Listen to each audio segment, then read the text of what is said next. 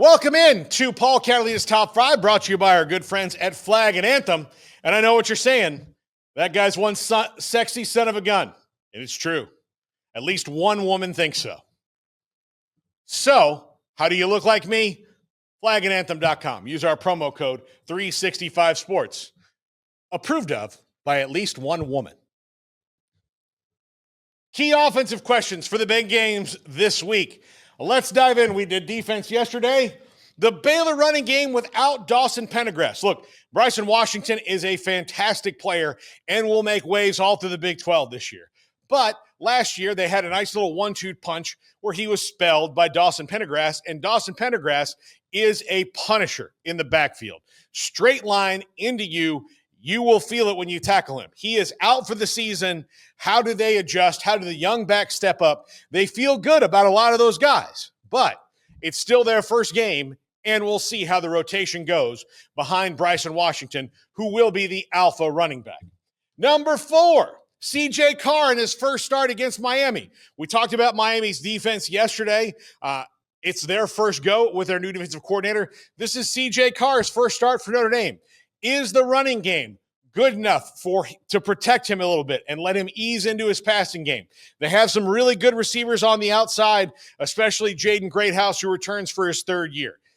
This should be a very good Notre Dame team, but how ready is C.J. Carr for the role of starting quarterback at Notre Dame, one of the highest pressure spots in the country? Number 3, Garrett Nussmeier versus the Clemson D. We love Garrett Nussmeier here at 365 Sports. We wish him all the best because we need a happy Garrett. Plus, are we pro-Clemson? And when I say we, I mean me. I'm not pro-Clemson. But Dabo Swinney does have one of his best teams in years on paper. He's finally made some adjustments to the way he builds the roster, and he's got some dudes along that front seven, especially. So can Garrett Nussmeier be the Garrett Nussmeier we know? Can his playmakers get open? Can they have some sort of GD running game? For God's sakes, you're LSU, you've got to run the ball. Clemson's got to run the ball.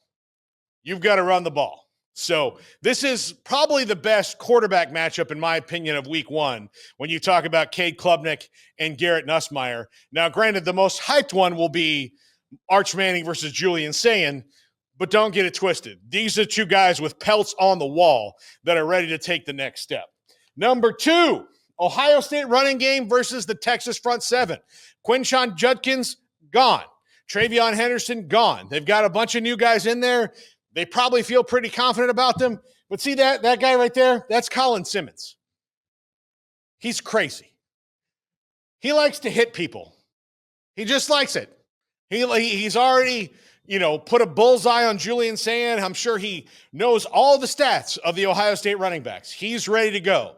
So can you get past this front seven, which has proven under Pete Kwiatkowski's term as the defensive coordinator to just reload and get better and better and better? And let's not mention, if you do manage to get past him, you've got Anthony Hill on the next level ready to do the exact same thing. So can Ohio State run the ball against the Texas front seven? We shall see. And number 1, the Arch Manning era begins.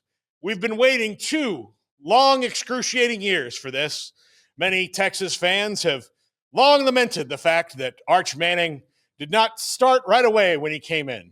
They've had to build to this. It's like waiting for a sequel to a movie that you saw 5 years ago. It makes you impatient. So now he's your guy. He is the man in Texas. So how does it go? That's by far the biggest story of week 1 and maybe the biggest story of the college football season. We'll see as it moves along. Well, that's going to do it for us. Andrew Villade has been crunching numbers. Here's those numbers.